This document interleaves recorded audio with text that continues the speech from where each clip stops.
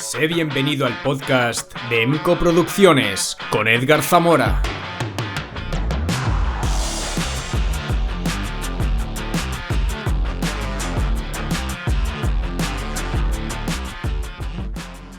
Bienvenidos y bienvenidas al podcast número 3 de EMCO Producciones. Un espacio que he creado con mucha dedicación para reflexionar, aprender y conectar con el mundo desde múltiples perspectivas. Hoy traigo un episodio cargado de temas fascinantes que exploran desde lo más salvaje de la naturaleza hasta lo más profundo de nuestra psicología, pasando por historias que marcaron el rumbo de la humanidad y las claves para construir un mejor futuro. Pero antes de sumergirnos en los temas de hoy, quiero compartir contigo una noticia muy especial. He activado la opción de miembros del canal en YouTube. Después de un año de esfuerzo constante, esta nueva herramienta me permitirá acercarme aún más a ti y a esta comunidad que estamos construyendo juntos. Si quieres apoyar este proyecto y formar parte de El Nexo, nuestra comunidad exclusiva, ahora puedes hacerlo por tan solo 2,99 € al mes. Ser miembro significa más que un simple apoyo. Con tu contribución, ayudas a que puedas seguir creando contenido de calidad de manera sostenible, obtienes acceso anticipado a nuevos vídeos y disfrutarás de descuentos exclusivos en merchandising. Quiero aprovechar esta oportunidad para compartir contigo una decisión importante que he tomado por salud mental. A partir de ahora, responderé exclusivamente a los comentarios de los miembros del canal. Esto no significa que no valore el resto de los comentarios. Leo absolutamente todo lo que se publica y muchas de vuestras reflexiones son una fuente de inspiración para los temas que desarrollo. Sin embargo, también quiero ser honesto, algunos de los temas que abordo, especialmente los más polémicos, generan un nivel de hate que no es fácil de gestionar. Entiendo que cada uno tiene sus propios sesgos y opiniones y respeto el derecho a discrepar, pero las faltas de respeto directas que a veces recibo hacen que la experiencia de interactuar sea muy pesada emocionalmente. Necesito priorizar mi bienestar para poder seguir creando el contenido que disfrutas y que merece ser tratado con el cuidado que pongo en cada episodio. Si decides unirte, puedes hacerlo fácilmente haciendo clic en el enlace que encontrarás en la descripción o visitando directamente el canal. Gracias por estar aquí, por compartir este camino y por hacer posible que este proyecto siga creciendo. Y ahora, vamos a los temas que traigo para este episodio. En la primera sección, Divine Wild Visions, abrimos con dos temas que conectan al ser humano con el mundo natural. Exploraremos si es necesaria la caza desde una perspectiva ética y ecológica y descubriremos la magia detrás de los bancos de pájaros y sus migraciones. Dos viajes fascinantes por la naturaleza en estado puro. En la segunda sección, política y sociedad. ¿Para qué sirve realmente el ejército? Analizaremos su papel más allá de los conflictos armados y reflexionaremos sobre las dinámicas sociales que lo rodean. Luego, abordaremos un tema polémico, la ideología de Malik, donde exploraremos las tensiones y contradicciones en torno a la inmigración y la sociedad actual. En el bloque de economía y emprendimiento compartiré tips prácticos para iniciar tu empresa, incluso desde cero, y hablaré del famoso método Pomodoro, una técnica simple pero poderosa para mejorar tu productividad en cualquier ámbito. En psicología y espiritualidad nos adentraremos en cómo eres la suma de las 5 personas con las que más te relacionas y cómo eso define tu vida, además de explorar el concepto de la sombra, una parte de ti mismo que debes conocer e integrar para vivir plenamente. Y en Historias de la Historia, viajaremos al pasado para entender cómo surgieron la izquierda y la derecha, cómo han evolucionado hasta nuestros días. Después, analizaremos uno de los experimentos psicológicos más inquietantes de todos los tiempos, el experimento de Milgram. En Revolución Científica atenderemos la pregunta sobre cómo seremos en el futuro, desde nuestras capacidades físicas hasta nuestras transformaciones sociales, y exploraremos la teoría de los campos morfogenéticos, una idea revolucionaria sobre la conexión universal. En Personas que Inspiran, recordaremos la grandeza de dos figuras históricas, Alejandro Farnesio, un estratega brillante y olvidado, y María Montessori, la mujer que cambió para siempre nuestra forma de entender la educación. Y en lectura de la semana, cerraremos con una joya literaria, San Manuel Bueno Mártir, de Miguel de Unamuno, una obra que nos invita a reflexionar sobre la fe, el sacrificio y el poder de las ilusiones colectivas. Este espacio está pensado para ti, para que reflexionemos juntos y aprendamos de cada tema. Si este contenido te inspira, comparte tus pensamientos en los comentarios y considera unirte como miembro para seguir construyendo esta comunidad. ¡Comencemos! Divine Wild Visions.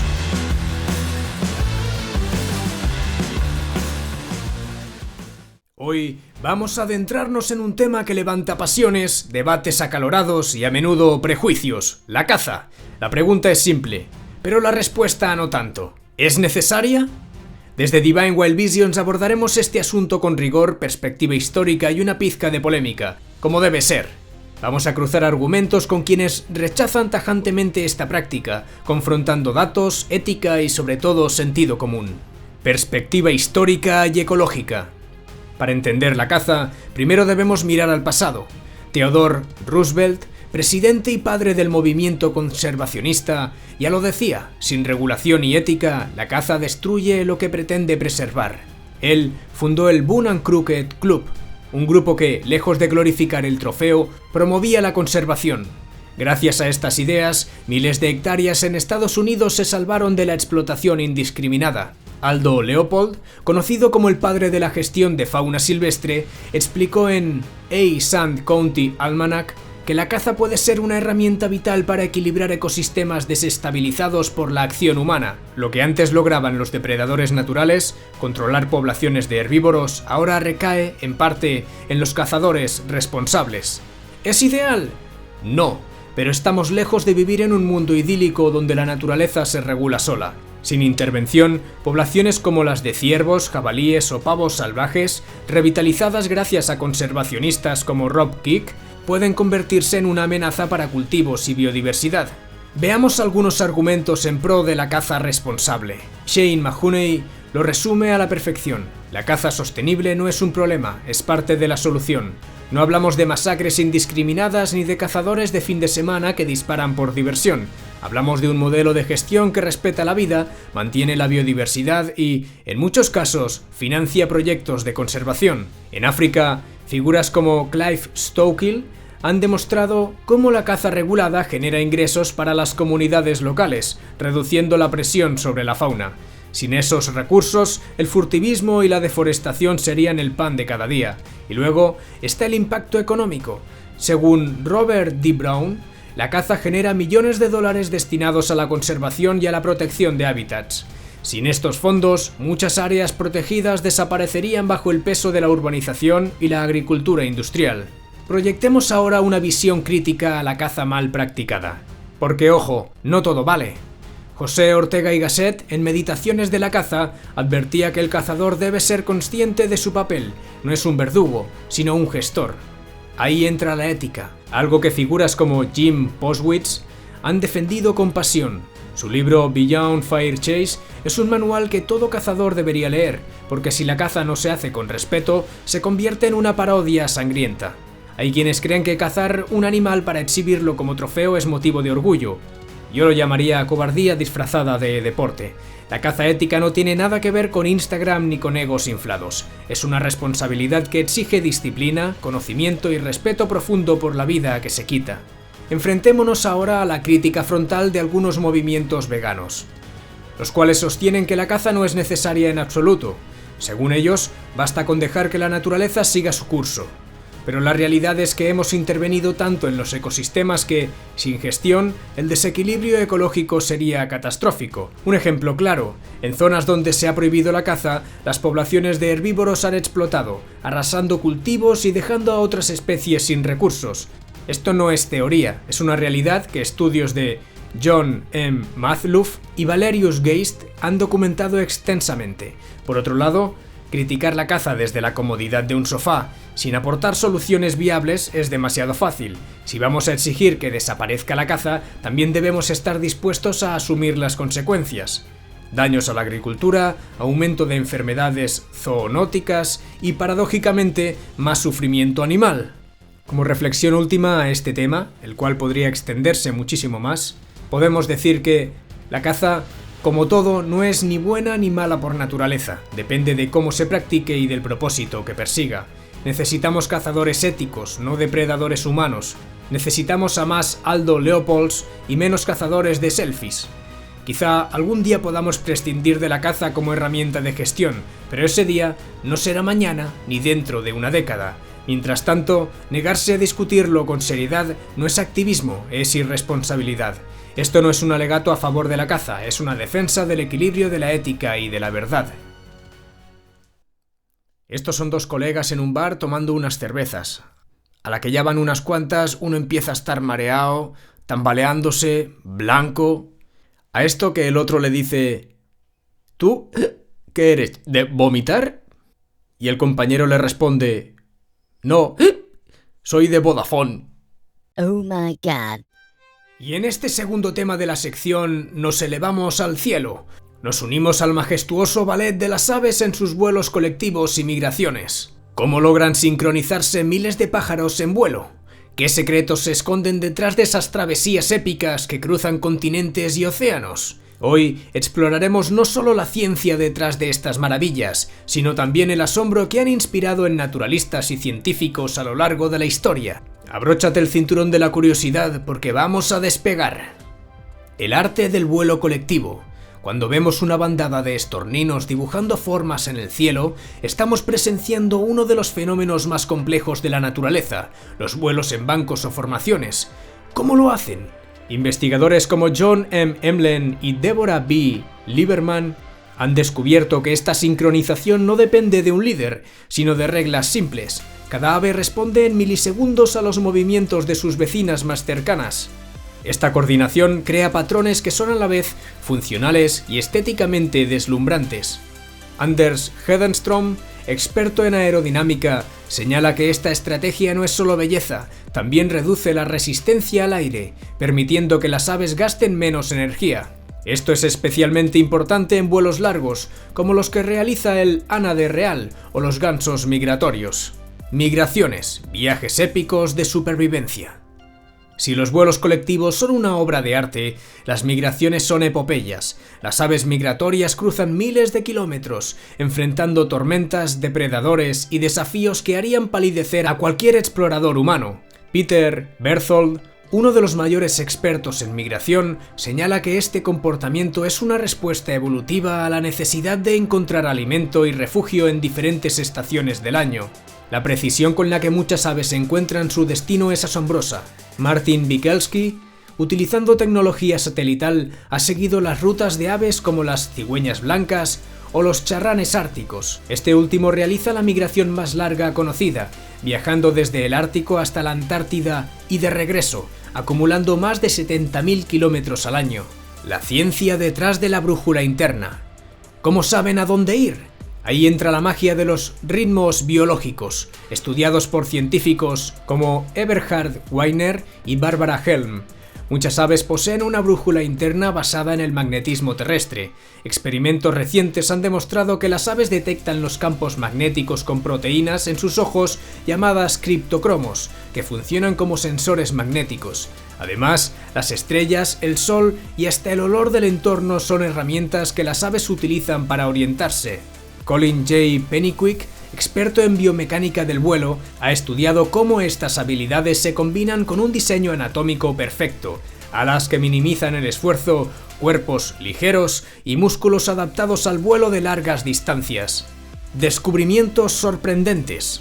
La tecnología moderna ha revelado secretos que antes parecían imposibles de imaginar. Scott A. Schaefer, utilizando GPS en aves marinas, han descubierto que especies como los albatros no solo vuelan miles de kilómetros, sino que aprovechan las corrientes de aire para recorrer el planeta sin apenas batir las alas. Otro dato fascinante es el estudio de Jan van Gels sobre los playeros rojizos, aves que duplican el tamaño de su corazón antes de iniciar su migración. Esto les permite acumular la energía necesaria para vuelos transoceánicos. Es como si un corredor olímpico pudiera transformar su cuerpo para ganar cada maratón. Y es que los vuelos colectivos y las migraciones de las aves no son solo fenómenos naturales, son testimonios de la inteligencia, la adaptabilidad y la belleza del mundo animal. David Hattenburg lo expresó mejor: cada ave es un milagro de ingeniería y poesía. Es inevitable sentirnos pequeños al contemplar la magnitud de estos logros, pero también es una invitación a protegerlos, porque detrás de cada vuelo y cada migración hay ecosistemas enteros que dependen de estos viajeros alados para su equilibrio. Si no cuidamos su hábitat, este espectáculo podría desaparecer y con él una parte esencial de nuestra conexión con la naturaleza. Política y sociedad.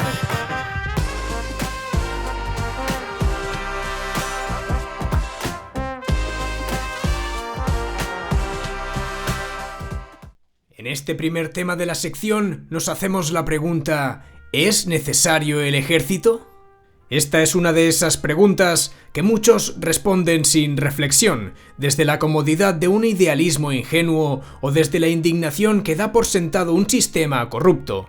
Pero si queremos respuestas reales, hay que ir más allá de los prejuicios. Hoy, desde un prisma crítico, vamos a hablar del ejército, de su papel imprescindible en la sociedad y de los problemas estructurales que enfrentan nuestras fuerzas armadas en España. Porque sí, el ejército es necesario, pero también lo es que esté al servicio del pueblo y no de quienes lo ven como una herramienta de poder. El papel histórico y filosófico del ejército. El ejército no nació para conquistar ni para oprimir, aunque la historia esté llena de ejemplos que lo demuestran. En sus orígenes fue la defensa organizada de comunidades frente a amenazas externas. Sun Tzu, en El arte de la guerra, dejó claro que la guerra no es un fin en sí misma, sino una herramienta para proteger y garantizar la estabilidad de un pueblo. En España, los tercios no solo defendieron al imperio, también representaron un modelo de disciplina y sacrificio colectivo, pero esa idea se ha perdido. Hoy, demasiados altos mandos están más pendientes de su carrera que de la seguridad del país, y los gobiernos, lejos de fortalecer al ejército, lo han convertido en un apéndice servil de intereses internacionales que poco tienen que ver con el bienestar de los ciudadanos. ¿Dónde queda la verdadera soberanía nacional cuando nuestras fuerzas armadas responden más a las órdenes de alianzas como la OTAN que a las necesidades de nuestra gente? Como sociedad, no podemos permitir que el ejército, que debería ser un bastión del pueblo, sea utilizado como una herramienta de control por las élites. Las funciones más allá de la guerra.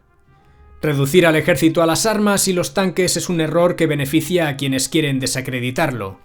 En España, el ejército ha demostrado su valía en misiones humanitarias y de emergencia. La Unidad Militar de Emergencias, la UME, es un ejemplo tangible de lo que las Fuerzas Armadas pueden hacer cuando están al servicio del pueblo. Durante la DANA, de este 2024, las fuerzas desplegadas rescataron vidas, rehabilitaron infraestructuras y distribuyeron recursos esenciales. Sin embargo, ¿por qué tuvieron que trabajar con medios limitados? ¿Por qué los presupuestos para defensa siempre se ajustan a intereses políticos y no a las verdaderas necesidades operativas? Estos problemas no son culpa de los soldados que arriesgan su vida, sino de quienes los gestionan como si fueran un simple recurso más en su agenda de poder. El ejemplo de la UME durante la pandemia del COVID-19 también deja claro que el ejército puede ser mucho más que un símbolo de fuerza, puede ser un motor de esperanza. Pero para ello necesita recursos y una dirección que priorice la protección de los ciudadanos, no los intereses de corporaciones ni de organizaciones internacionales que imponen sus prioridades a costa de nuestra soberanía. Respondiendo al argumento anarquista.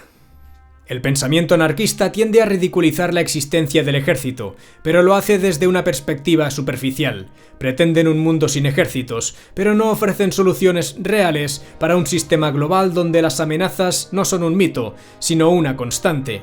Ignorar la necesidad de un ejército es ignorar la realidad. Sin embargo, la crítica anarquista apunta a un problema real, la militarización de la sociedad en beneficio de las élites. Esto es inaceptable. El ejército debe estar al servicio de la mayoría trabajadora, no al de los gobiernos que solo buscan agradar a sus socios internacionales o enriquecer a los contratistas privados. La dependencia de alianzas como la OTAN, que imponen operaciones innecesarias y compromisos costosos, es un ejemplo claro de cómo el ejército puede desviarse de su misión principal, defender a la gente y garantizar su seguridad. Por eso, el ejército no solo debe existir, debe transformarse. Debe ser una institución ética, eficiente y transparente, con mandos que respondan al pueblo, no a intereses externos o personales.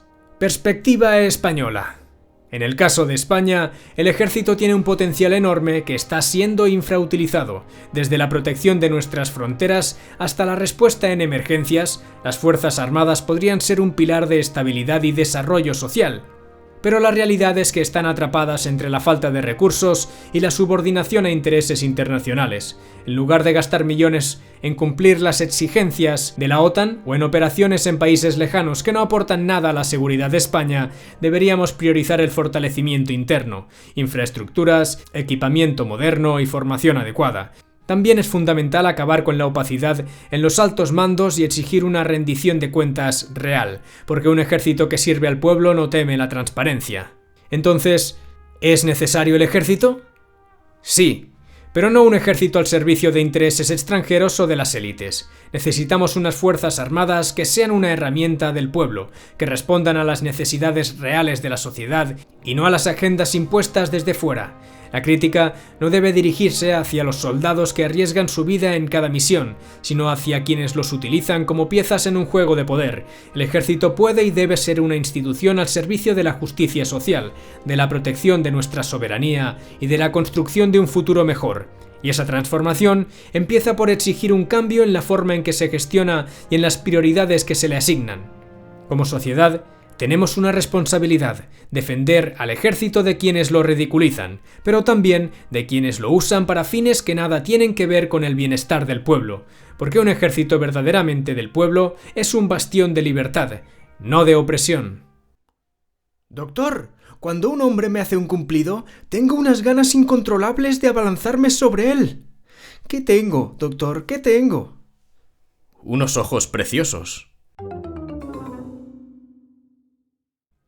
Como segundo tema de esta sección, vamos a tratar de ofrecer una visión honesta y humana sobre la inmigración africana. La inmigración es un tema que divide, nos lleva a debates cargados de emociones, ideologías y muchas veces prejuicios. Hoy vamos a hablar desde la experiencia, desde la realidad que muchos no quieren ver. Para ello, me apoyaré en el testimonio de Malik, un compañero cuyo nombre real no revelaremos por su seguridad. Malik vino de Senegal buscando una vida mejor, pero su relato y sus ideas nos obligan a reflexionar sobre las implicaciones de la inmigración y las políticas que la promueven sin un análisis profundo. Este tema no es solo sobre personas que cruzan fronteras, sino sobre lo que sucede cuando culturas e ideologías chocan sin filtros ni previsión. El relato de Malik, una realidad incómoda. Malik llegó a España hace 6 años en una patera. Fue rescatado por una ONG y tras unos días de ayuda fue enviado a trabajar en condiciones precarias, sin contrato ni derechos. Su historia es un reflejo del fracaso de las políticas migratorias que, en lugar de ofrecer integración y dignidad, perpetúan la explotación y la marginalización. Pero lo que hace su caso más impactante no son las dificultades que enfrenta, sino sus creencias. Malik cree firmemente que los europeos somos degenerados, que nuestras mujeres deberían someterse, que es lícito golpear a una mujer para educarla y que la homosexualidad merece la pena de muerte. Para Malik, España debería convertirse en un lugar donde los hombres tengan varias esposas y muchos hijos, siguiendo las normas de su fe, y paradójicamente, si pudiera votar, lo haría por Pedro Sánchez, quien, según él, favorece la llegada de más personas como él.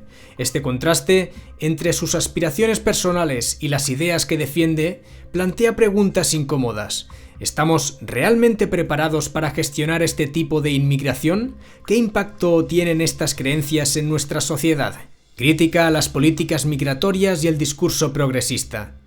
Los defensores de la inmigración masiva suelen usar el argumento de los derechos humanos para justificar políticas que, en la práctica, destruyen los mismos valores que pretenden proteger. ¿Qué sucede cuando promovemos la llegada de personas que rechazan nuestra cultura, nuestros derechos fundamentales y nuestra forma de vida? Douglas Murray advierte que la inmigración masiva y descontrolada no solo pone en riesgo la cohesión social, sino que amenaza con reemplazar los valores que han definido a Occidente durante siglos.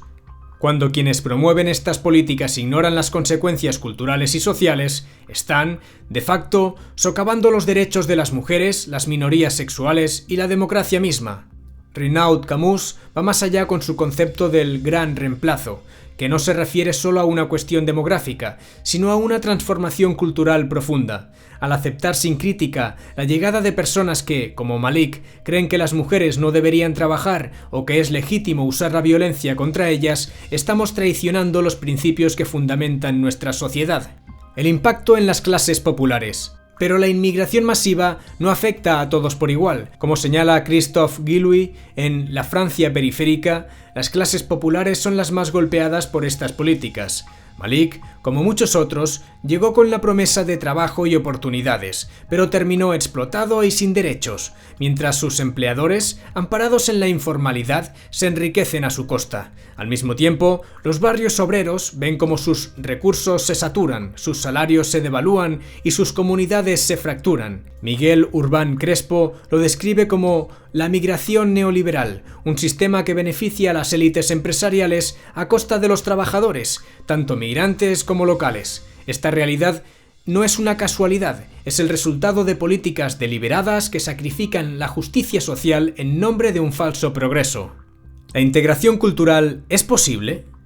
Hablar de integración cultural sin reconocer los conflictos inherentes es ingenuo. Malik representa a una minoría que no solo no quiere integrarse, sino que desprecia los valores occidentales. Él mismo critica abiertamente a los moros de otros países musulmanes, pero sus propias ideas no están lejos de las de los sectores más radicales del Islam.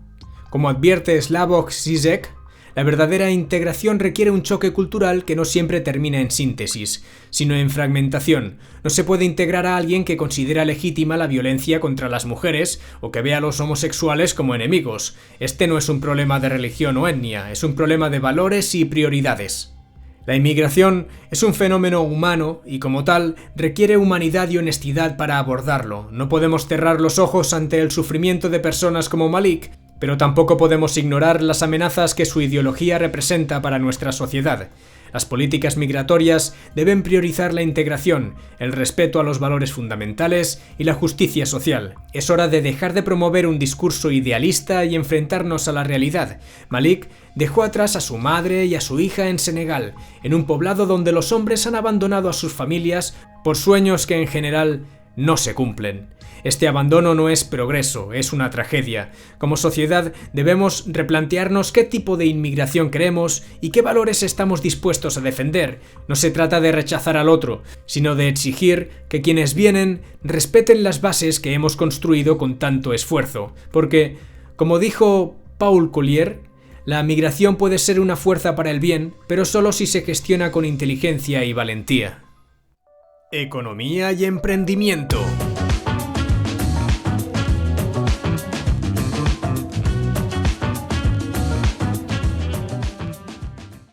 Hoy vamos a ver algunos tips para montar tu empresa.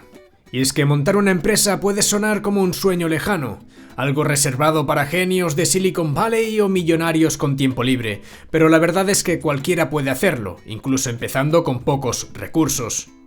Hoy, en esta sección de Economía y Emprendimiento, te traigo consejos prácticos, inspirados en algunos de los mayores expertos en negocios y emprendimiento, para que tú también puedas convertir tus ideas en una realidad.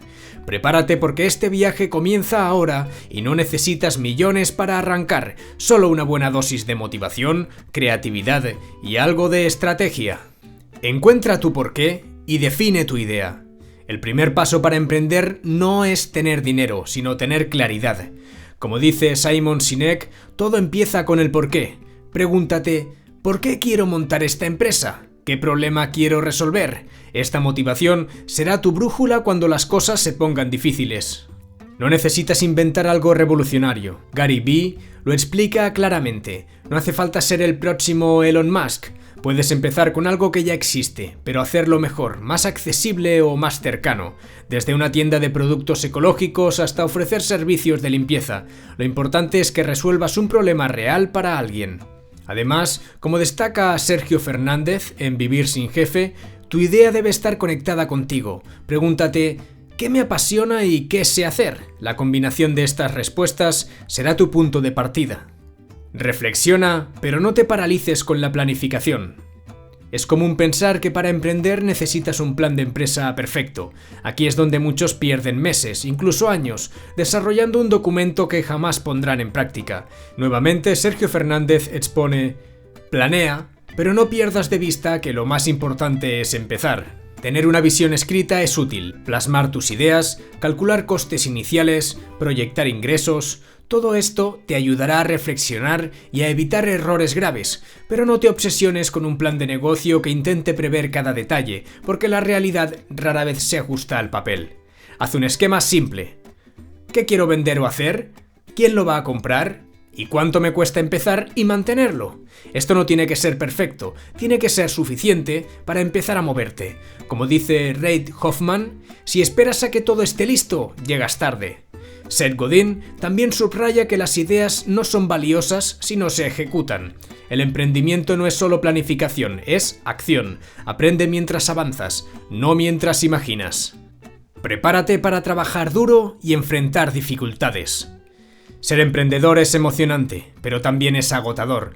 Tony Robbins expresa: el éxito requiere esfuerzo sostenido, incluso cuando no tienes ganas.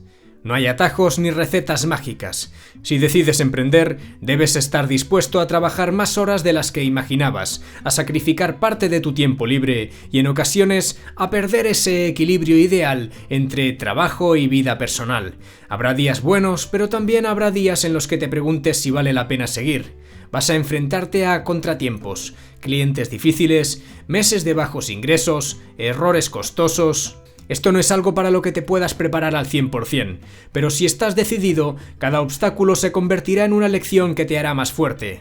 Naval Ravikant lo expresa de forma contundente: la libertad financiera no viene gratis, requiere sacrificio, paciencia y disciplina. El emprendimiento no es para quienes buscan comodidad, es para quienes están dispuestos a sudar, trabajar duro y persistir incluso cuando todo parece estar en contra. Si estás dispuesto a dar ese paso, los resultados pueden ser transformadores, pero no sin sacrificios. Empieza pequeño, pero con visión. No necesitas un gran capital para comenzar. Como dice Sergio Fernández, el mejor negocio es el que puedes arrancar con lo que tienes hoy. Tal vez tienes habilidades en cocina, diseño gráfico o jardinería. ¿Por qué no convertirlas en un negocio? Marie Forleo añade que lo digital está cambiando las reglas del juego. Con herramientas como redes sociales puedes llegar a cientos de personas sin gastar un euro en publicidad. Crea un perfil profesional, empieza a mostrar lo que haces y conecta con posibles clientes. Nadie empieza grande, pero como dice Reid Hoffman, si no sientes vergüenza de tu primer producto, es que lanzaste demasiado tarde.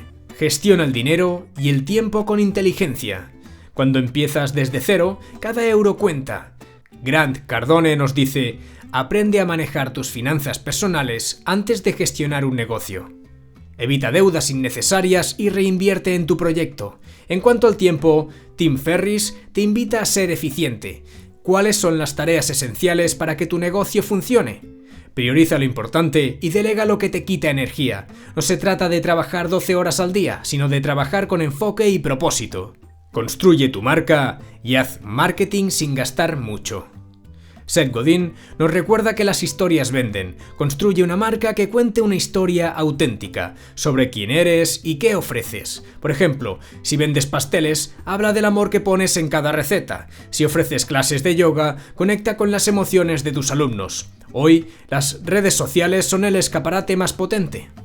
Según Juan Merodio, plataformas como Instagram, TikTok o YouTube pueden ayudarte a mostrar tu producto a miles de personas. La clave: ser constante y auténtico. Publica contenido que eduque, entretenga o inspire y no tengas miedo de pedir a tus seguidores que compartan tu trabajo. Como reflexión final, podemos exponer que montar una empresa no es fácil, pero tampoco es imposible. Como dice Tony Robbins, el éxito deja pistas. Sigue los consejos de quienes ya han recorrido este camino, pero recuerda que tu negocio será único porque lleva tu esencia. El mayor error es quedarse planificando un futuro perfecto que nunca llega. Reflexiona, haz números, escribe tus ideas, pero no te quedes atrapado en el papel. En palabras de Emilio Duró, la acción vence a la perfección. Empieza pequeño, prueba, falla y vuelve a intentarlo. No necesitas millones para emprender, solo las ganas de hacer algo diferente. Así que, ¿a qué esperas? El mejor momento para empezar fue ayer. El segundo mejor momento es ahora. ¿Qué tiene Papá Noel cuando le falta un reno? Insuficiencia renal. Como segundo tema de la sección, vamos a hablar de una de las técnicas de productividad más simples y efectivas que existen, el método Pomodoro. Una técnica que no solo promete ayudarte a gestionar mejor tu tiempo, sino que también puede transformar tu enfoque hacia el trabajo, el estudio y hasta las tareas cotidianas. Exploraremos cómo surgió, quién lo creó, cómo funciona y, lo más importante, cómo puedes aplicarlo en tu vida diaria para ser más eficiente sin sentirte abrumado. Historia y origen del método Pomodoro. Este método fue creado a finales de los años 80 por Francesco Cirillo, un estudiante universitario italiano que buscaba una manera de concentrarse mejor en sus estudios. Francesco utilizó un temporizador de cocina con forma de tomate, de ahí el nombre Pomodoro, que significa tomate en italiano, para dividir su tiempo en bloques de trabajo de 25 minutos, seguidos de breves descansos. La idea era simple: en lugar de tratar de trabajar durante horas sin interrupción, dividir el tiempo en segmentos más pequeños ayudaba a reducir la fatiga mental y aumentar la concentración. Esta técnica se popularizó con su libro The Pomodoro Technique y desde entonces ha sido adoptada por millones de personas en todo el mundo. ¿Y cómo funciona el método Pomodoro? Pues este se basa en una estructura sencilla de trabajo y descanso. Aquí tienes los pasos básicos. Elige una tarea específica, ya sea escribir un informe, estudiar un capítulo o limpiar una habitación. Configura un temporizador. Ajusta el tiempo a 25 minutos, que es un pomodoro. Trabaja sin distracciones. Durante esos 25 minutos, enfócate únicamente en esa tarea.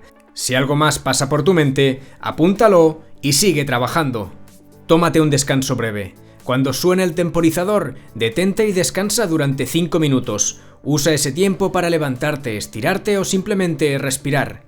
Y repite el ciclo.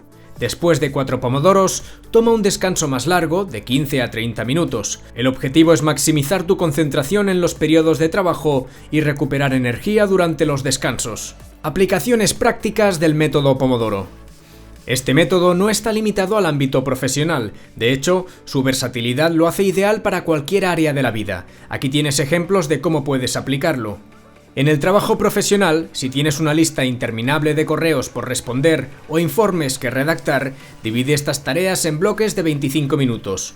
Según Greg Heath, aplicar Pomodoro en equipos mejora la gestión del tiempo y reduce la procrastinación.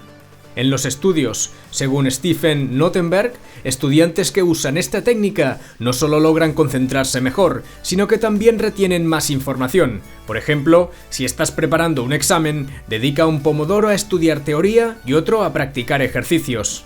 En tareas cotidianas, imagina que tienes que ordenar tu casa. Divide el trabajo en bloques de 25 minutos para limpiar la cocina, 25 para recoger el salón y así sucesivamente. Los descansos te ayudarán a evitar la fatiga. Para proyectos creativos, escritores, artistas o desarrolladores pueden usar pomodoros para superar bloqueos creativos. Zdravko Civijetic destaca que estos bloques ayudan a evitar distracciones y entrar en estado de flujo, ese momento en el que estás completamente inmerso en tu tarea. Beneficios del método Pomodoro. ¿Por qué funciona tan bien el método? Aquí tienes algunos de sus beneficios clave. Número 1. Reducción de la procrastinación. Al trabajar en intervalos cortos, es más fácil empezar una tarea sin sentirte abrumado. Número 2. Aumento de la concentración. Al limitar las distracciones durante los pomodoros, puedes alcanzar un nivel de atención más profundo. Número 3. Gestión del tiempo. Te ayuda a ser más consciente de cómo usas tu tiempo, algo que Chris Winfield promueve en sus talleres de productividad. Número 4. Prevención de la fatiga mental. Los descansos regulares ayudan a mantener tu mente fresca y productiva durante todo el día. Y número 5. Flexibilidad. Es adaptable a cualquier tarea o ámbito, desde trabajos complejos hasta actividades domésticas. Tips para sacarle el máximo provecho. Para que el método Pomodoro sea realmente efectivo, ten en cuenta estos consejos. Elimina distracciones. Pon tu móvil en modo avión o usa apps que bloqueen redes sociales durante el Pomodoro. Ajusta los tiempos si es necesario. Aunque 25 minutos es el estándar, algunas personas prefieren trabajar en bloques de 30 o incluso 50 minutos, dependiendo de la tarea. Hazlo visual. Usa temporizadores físicos o apps específicas para que el proceso sea más tangible. y evalúa tu progreso. Al final del día, revisa cuántos pomodoros completaste y si lograste cumplir tus objetivos. Esto te permitirá mejorar la planificación de tus tareas futuras. El método Pomodoro no es solo una técnica de productividad, es una herramienta para recuperar el control sobre tu tiempo.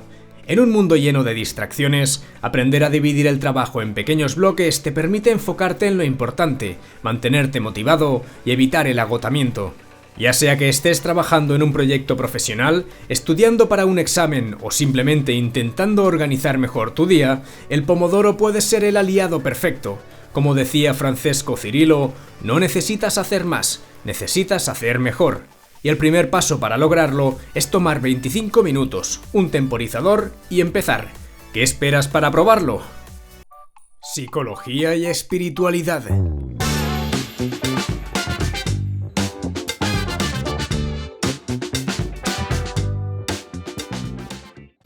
Eres el promedio de las 5 personas con las que más te relacionas. La fuerza invisible de nuestro entorno. Si hay algo que la historia de los grandes hombres y mujeres demuestra con una crudeza difícil de ignorar, es que nadie avanza solo. Nos guste o no, somos seres sociales y por tanto permeables. Nuestros pensamientos, hábitos y decisiones son moldeados constantemente por las personas con las que convivimos. Como un río que erosiona la roca con el tiempo, las relaciones que mantenemos tienen la habilidad de pulirnos o desgastarnos. Como dijo Jim Rohn con claridad, eres el promedio de las 5 personas con las que más tiempo pasas. Lo que en un principio podría parecer una frase de manual de autoayuda, con el tiempo ha sido refrendada por psicólogos, sociólogos y estudios científicos. Aquí no vengo a venderte humo, sino a analizar con rigor cómo tu entorno inmediato influye en tu manera de pensar, sentir y actuar. El origen de la idea, influencia y proyección. La teoría, popularizada por Jim Rohn, es simple y contundente. Las personas con las que más te relacionas determinan tu visión del mundo, tus estándares y tu energía vital. No es un fenómeno de causa y efecto inmediato, es más bien un proceso gradual, como el desgaste de un hierro sumergido en el agua salada. Napoleon Hill, en Piense y hágase rico, introdujo el concepto de la Mastermind Alliance, la idea de que un grupo de personas enfocadas en un mismo objetivo eleva el nivel intelectual y emocional de cada miembro. No se trata solo de contactos o relaciones superficiales, sino de una conexión que impulsa tu desarrollo. Tony Robbins, por su parte, va más allá y sostiene que si quieres mejorar cualquier aspecto de tu vida, debes elevar los estándares de tu entorno. Si te rodeas de personas que esperan más de sí mismas, sin que te des cuenta empezarás a esperar más de ti. La evidencia psicológica, neurociencia y conductas aprendidas. Aquí es donde entra Mario Alonso Puig, médico y conferenciante, que aporta una mirada científica al tema. Nuestro cerebro está diseñado para adaptarse a su entorno. La plasticidad neuronal implica que, al convivir con ciertas personas, sus patrones mentales y emocionales se contagian a través de procesos inconscientes. Según Puig, las neuronas espejo son las grandes responsables. Estas células nos permiten imitar las emociones, las intenciones y hasta el lenguaje corporal de quienes nos rodean. No se trata de magia, sino de biología pura. Convivir con pesimistas puede predisponerte a la apatía, mientras que compartir espacio con personas optimistas te empuja a actuar. Estudios de la Universidad de Harvard sobre el entorno y la felicidad corroboran esta influencia. Las emociones son contagiosas y no solo eso, las personas con las que interactuamos afectan directamente nuestra autoestima, motivación y estado de ánimo. Más allá del emprendimiento, todas las áreas de tu vida. Cuando Víctor Coopers nos recuerda que el entorno condiciona pero no determina, nos está diciendo algo clave. No se trata de romper todas tus relaciones, sino de elegir con conciencia dónde pones tu tiempo y tu energía. Este principio aplica a cualquier ámbito de la vida. En las relaciones personales, si te rodeas de personas que critican más de lo que construyen, aprenderás a enfocarte en lo negativo. Las relaciones que suman son las que te inspiran, te desafían y te muestran una versión mejor de ti mismo. En lo profesional, aquí entra Stephen Covey, quien en los 7 hábitos de la gente altamente efectiva explica cómo el círculo cercano moldea nuestros hábitos de éxito o fracaso. Si estás rodeado de mediocridad, es fácil acomodarte en ella. En lo emocional, Darren Hardy, en El efecto compuesto, nos recuerda que las pequeñas influencias cotidianas se acumulan con el tiempo. Un comentario tóxico, una actitud derrotista o una crítica constante pueden acabar devorando tu confianza si no las gestionas. La clave es el equilibrio. No se trata de huir de las personas diferentes, sino de saber con quién construyes tus cimientos. La paradoja humana, empatía y límites saludables. Aquí es donde entramos en terreno delicado. La vida no siempre te rodea de personas que suman. La familia, los compañeros de trabajo, las amistades de la infancia no siempre comparten tu visión, pero no por eso debes darles la espalda. Sergio Fernández propone un enfoque práctico. Elige a 5 personas de inspiración que guíen tu crecimiento, aunque no formen parte de tu entorno físico inmediato. Estas pueden ser mentores, autores o figuras que admires. John C. Maxwell, experto en liderazgo, habla del poder de la influencia indirecta. A veces, ser tú quien eleva el estándar puede acabar inspirando a otros a mejorar. La verdadera madurez no es eliminar las malas influencias, sino aprender a relacionarse con ellas sin ser arrastrado. La decisión es tuya. La frase de Jim Rohn no pretende encerrarte en un círculo elitista ni empujarte al aislamiento. Te invita a la reflexión y a la responsabilidad. Si tus 5 personas más cercanas no representan tus aspiraciones, ¿por qué sigues ahí? Y si es inevitable que ciertas personas permanezcan en tu vida, ¿qué haces para contrarrestar su influencia? Como diría Joseph Ahram, no necesitas cortar lazos, pero sí crear otros que te inspiren, te desafíen y te eleven. Eres el capitán de tu barco. Si permites que otros decidan tu rumbo, no te quejes cuando acabes encallado. ¿Qué tipo de persona quieres ser y con quién necesitas estar para lograrlo? La decisión, como siempre, está en tus manos. Oye, ¿sabes que mi abuela quema ovejas? ¡Hala! Pues quema cabra. No, quema ovejas. La sombra. Entender y superar nuestro lado oculto. Todos llevamos una parte oculta dentro de nosotros, una que no siempre queremos ver o aceptar. Hoy vamos a hablar de la sombra, un concepto psicológico desarrollado por Carl Gustav Jung, que nos invita a explorar aquello que reprimimos, tememos o incluso negamos de nosotros mismos. Pero lejos de ser algo que debamos evitar, la sombra puede convertirse en una poderosa herramienta de autoconocimiento y crecimiento. Prepárate para un viaje a lo más profundo de tu ser, donde las luces y las sombras se encuentran. ¿Qué es la sombra? La sombra es un término acuñado por Jung para describir aquellos aspectos de nuestra personalidad que reprimimos o negamos porque los consideramos inaceptables, vergonzosos o contrarios a la imagen que queremos proyectar. Según Jung, todos tenemos una sombra, y esta no es necesariamente algo malo. Es simplemente lo que hemos apartado de nuestra conciencia. Sigmund Freud ya había señalado algo similar con su concepto del inconsciente reprimido. Deseos, pensamientos o emociones que no encajan con las normas sociales o nuestras propias expectativas. Sin embargo, Jung amplió esta idea, considerando que la sombra no solo contiene aspectos negativos, sino también talentos, pasiones o deseos que hemos suprimido por miedo o vergüenza. ¿Cómo se origina la sombra? Esta comienza a formarse desde la infancia. Según Marie-Louise Bonfrance, colaboradora de Jung, los niños empiezan a aprender qué comportamientos, emociones o pensamientos son aceptables y cuáles no.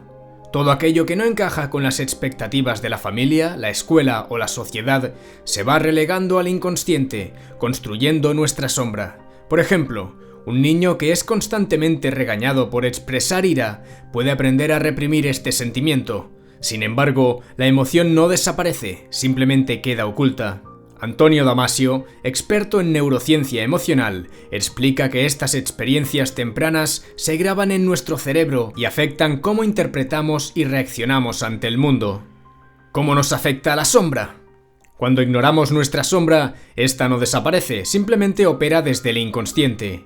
James Hollis, psicoterapeuta junguiano, dice que la sombra tiene una forma de manifestarse en nuestra vida a través de patrones de comportamiento, reacciones desproporcionadas o incluso proyecciones hacia los demás. Por ejemplo, alguien que reprime su necesidad de control puede criticar constantemente a los demás por ser mandones. Este es un mecanismo conocido como proyección, donde atribuimos a otros lo que no queremos ver en nosotros mismos. Borja Vilaseca lo describe como un espejo. Lo que juzgamos en los demás muchas veces revela algo que no hemos aceptado de nosotros mismos.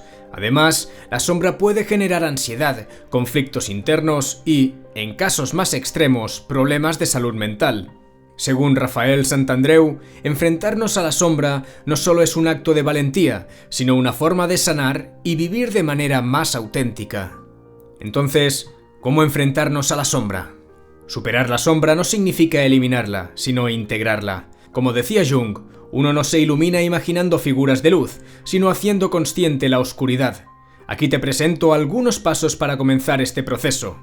Número 1. Reconoce su existencia. El primer paso es aceptar que todos tenemos una sombra. Esto no es una debilidad, sino una oportunidad para conocerte mejor. Número 2. Haz un trabajo de autoobservación. Claudio Naranjo proponía ejercicios de introspección para identificar patrones recurrentes en nuestra vida. ¿Qué situaciones te generan reacciones intensas? ¿Qué juzgas en los demás? Número 3. Diálogo interno. Según Roberto Assagioli, creador de la psicología transpersonal, es importante dialogar con nuestra sombra para entender qué intenta decirnos. Pregúntate, ¿por qué siento esto? ¿Qué puedo aprender de esta emoción? Número 4. Proyección consciente. Debbie Ford, autora de The Dark Side of the Light Chasers, sugiere que prestemos atención a nuestras críticas hacia los demás. Cada vez que juzgues algo, reflexiona si esa característica podría estar reflejando algo de ti. Y número 5. Integración creativa. Según Jordi Amenós, el arte y la escritura pueden ser herramientas poderosas para explorar la sombra. Escribe un diario, pinta o utiliza cualquier forma de expresión para dar voz a esas partes ocultas de ti. Aplicaciones prácticas de integrar la sombra. La integración de la sombra no solo es útil en el ámbito personal, sino también en nuestras relaciones, trabajo y desarrollo espiritual. Eckhart Tolle afirma que aceptar nuestra sombra nos libera del ego y nos permite vivir en el presente de manera más plena. En relaciones, reconocer tu sombra te ayuda a ser más empático y menos reactivo. Si alguien te irrita, pregúntate, ¿qué parte de mí está resonando con esto? En el trabajo, integrar la sombra te permite superar miedos que podrían estar limitando tu potencial, como el miedo al fracaso o al rechazo. En la espiritualidad, como decía Joseph Campbell, el viaje del héroe implica enfrentarse a sus demonios internos. La integración de la sombra es parte esencial de este proceso. La sombra no es algo que debamos temer, es una parte de nosotros que necesita ser escuchada y aceptada. En palabras de Jung, lo que no enfrentamos en nuestro interior, lo encontraremos como destino en el exterior. Al integrar nuestra sombra, no solo nos conocemos mejor, sino que también nos liberamos de patrones que nos limitan. Vivir en armonía con nuestra sombra no es un proceso rápido ni fácil, pero es profundamente transformador. Así que la próxima vez que te enfrentes a una emoción incómoda o a un juicio hacia los demás, recuerda que es una invitación a mirar hacia adentro, porque en esa oscuridad también reside la luz. Historias de la historia.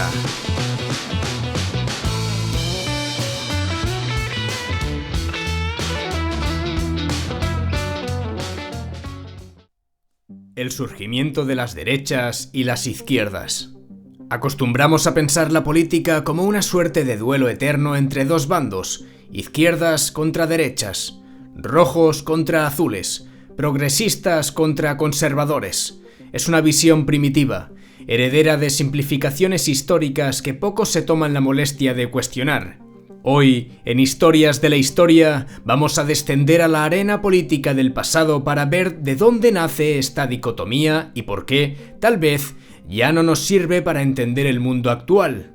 Inspirándonos en el trabajo de historiadores como Paul Preston, Stanley G. Payne, Julián Casanova o Santos Juliá, nos asomaremos a un abismo ideológico que lleva 2 siglos confundiéndonos. El origen histórico de la división.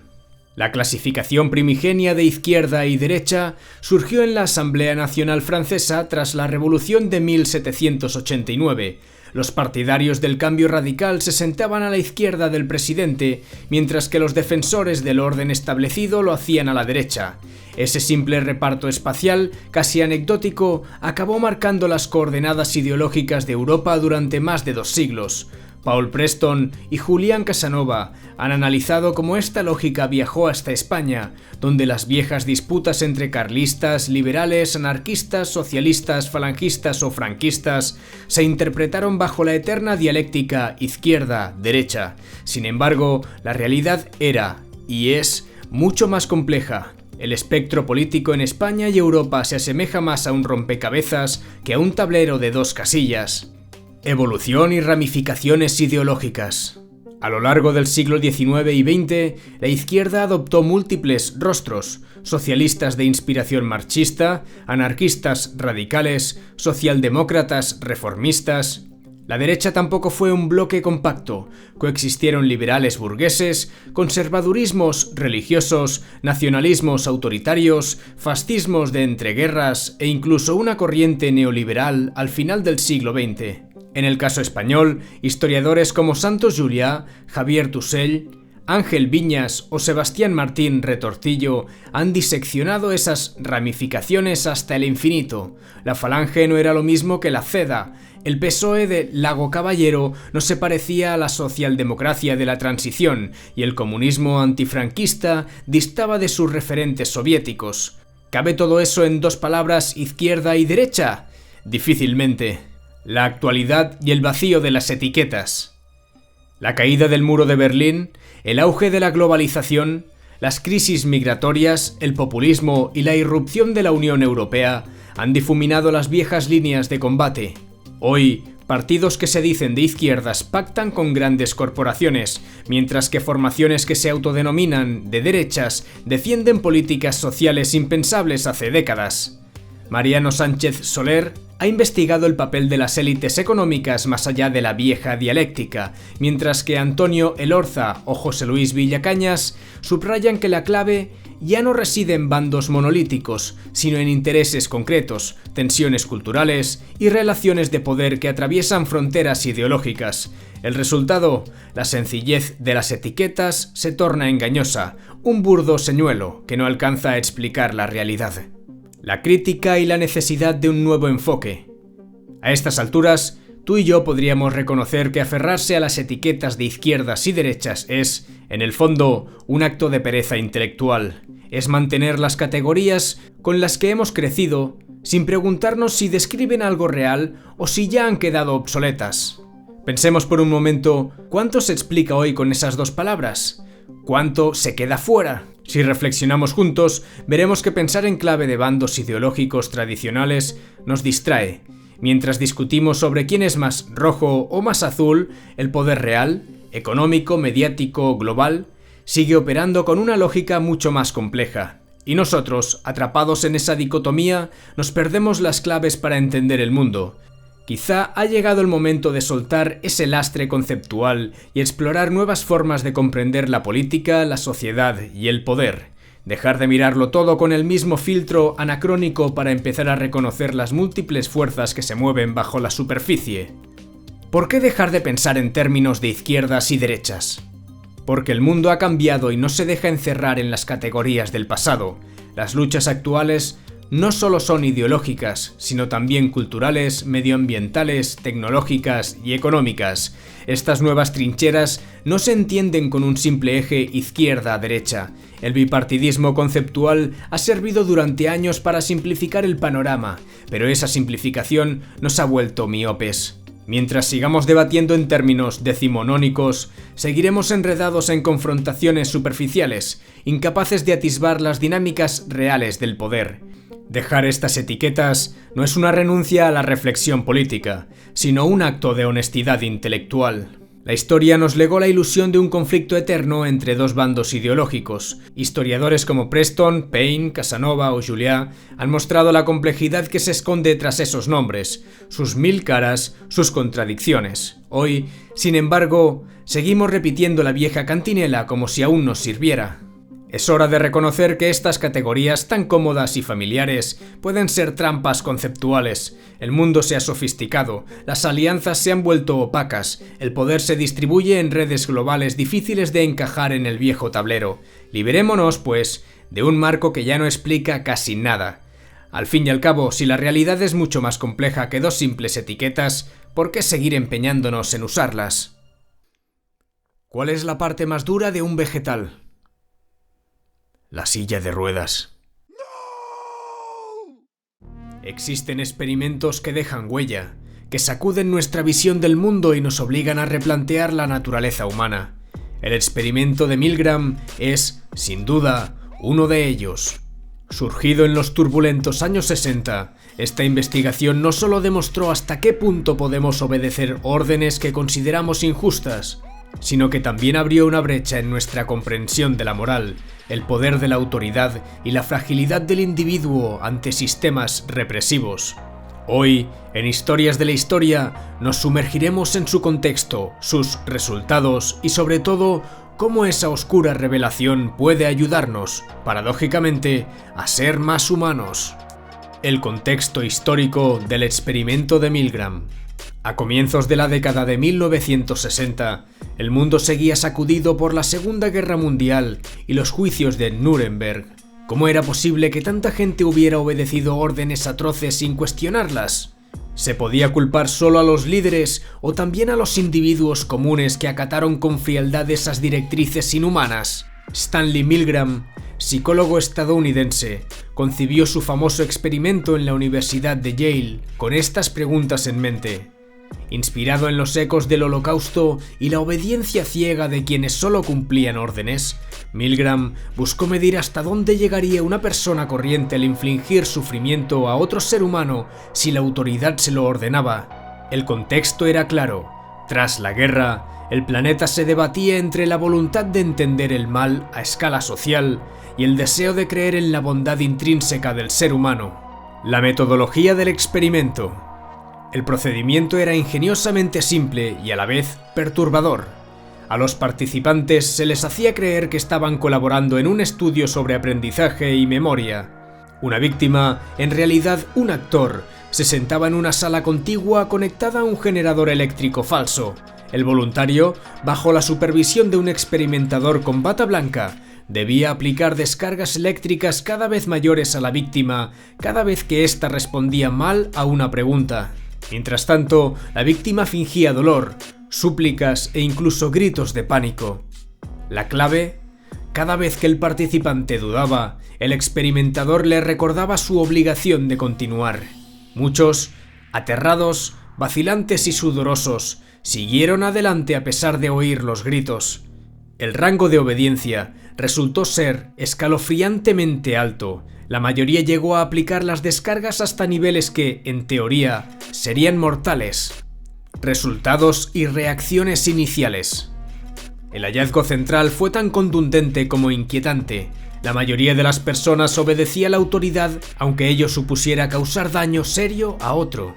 Esto no es solo la constatación de la tendencia a la obediencia ciega, sino el retrato de nuestra vulnerabilidad ante la presión social. Como señaló Herbert C. Killman, experto en procesos de obediencia, el experimento mostraba el poder del contexto y la jerarquía por encima de la moral individual. Thomas Blaze, biógrafo y estudioso de Milgram, destacó que los resultados superaron las expectativas iniciales del propio Stanley.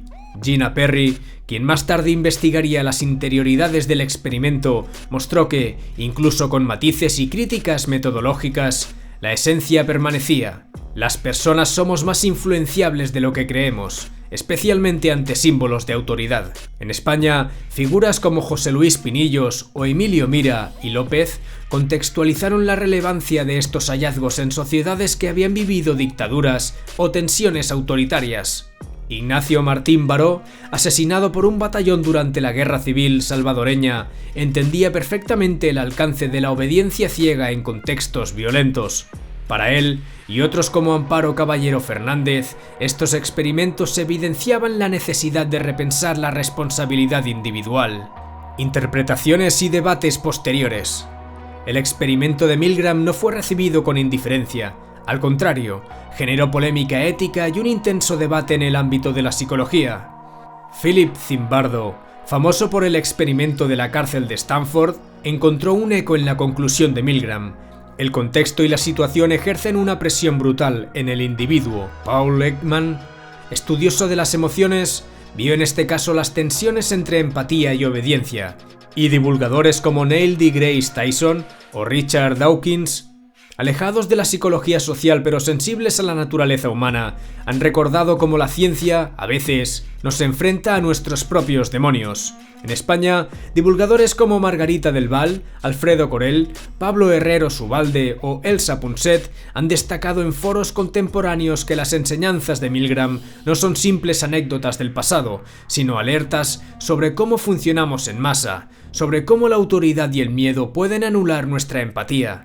Si eres capaz de entender esto, estás más cerca de resistir a la manipulación. Usar el conocimiento de Milgram a nuestro favor. La gran lección del experimento de Milgram es que no somos autómatas programados para hacer el bien. Nuestra moral se ve fácilmente erosionada si alguien en posición de autoridad nos empuja a actuar contra nuestros valores. ¿Cómo aprovechar este conocimiento para mejorar nuestras vidas y sociedades? Primero, reconocer nuestra propia vulnerabilidad. Saber que podríamos ceder ante la presión es el primer paso para desarrollar una postura crítica. En el ámbito laboral, comprender esto puede ayudar a evitar ambientes tóxicos donde se acata todo sin cuestionar. En la vida cotidiana, nos motiva a no dejarnos intimidar por figuras que se presentan como incuestionables. Emprendedores internacionales como Elon Musk o Bill Gates y españoles como Pablo Herrero Subalde, Javier Creus o Marta Grañó pueden aprovechar esta comprensión psicológica para construir organizaciones más éticas. Si entendemos que la obediencia ciega puede llevar a abusos, las empresas y proyectos pueden diseñar estructuras donde la crítica constructiva y la deliberación sean valores centrales. De la misma forma, en educación, formar estudiantes con pensamiento crítico es una vacuna contra la obediencia destructiva. La reflexión ética debe acompañar a la transmisión del conocimiento. Lecciones para el presente y el futuro. Nuestras sociedades modernas no están exentas de peligros y derivas autoritarias. Pueden venir de gobiernos, corporaciones o simples líderes carismáticos que nos inviten a hacer cosas que, en frío, no aceptaríamos. Entender el experimento de Milgram nos da una herramienta clave, la conciencia de que la obediencia no es una virtud en sí misma, sino que debe ir acompañada de criterio, empatía y reflexión. En un mundo donde la información fluye vertiginosamente, donde las noticias falsas se mezclan con las reales y donde el carisma de ciertos líderes puede nublar la vista, Milgram nos recuerda que la ética no se delega. Cada uno de nosotros debe asumir su responsabilidad, cuestionar las órdenes injustas y, llegado el caso, desobedecer. Como señalaba Ignacio Martín Baró, la liberación del ser humano comienza con la liberación de la mente. Y esa liberación empieza por reconocer hasta qué punto somos maleables ante la autoridad. Con estos aprendizajes, no miramos el pasado con vergüenza, sino con la determinación de no repetirlo. Que el experimento de Milgram sea el recordatorio de que, si no cuidamos nuestro pensamiento crítico, podemos ser marionetas que bailan al son de un titiritero vestido de autoridad. El experimento de Milgram es un espejo inquietante en el que podemos reconocernos, aunque no nos guste lo que veamos. Nos muestra que el mal no siempre es obra de monstruos, sino que a menudo brota de la obediencia ciega de personas comunes, como tú y yo, que presionadas por la autoridad terminan haciendo lo impensable. Pero este conocimiento no está para hundirnos en el pesimismo, sino para alumbrar el camino hacia la responsabilidad y la libertad. Con la lección de Milgram en la mano, podemos construir sociedades más justas, organizaciones más humanas y vidas más coherentes. Porque entender que somos vulnerables no nos hace débiles, nos hace conscientes. Y es en la conciencia donde reside la posibilidad de elegir el bien, incluso cuando la bata blanca de la autoridad nos indique lo contrario. Revolución científica.